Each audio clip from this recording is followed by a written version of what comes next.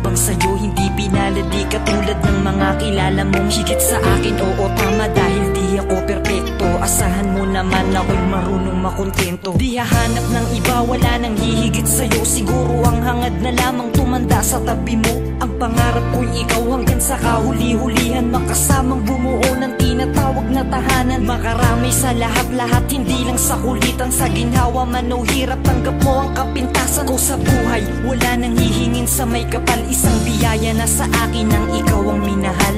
Ikaw ang minahal, ikaw ang minahal.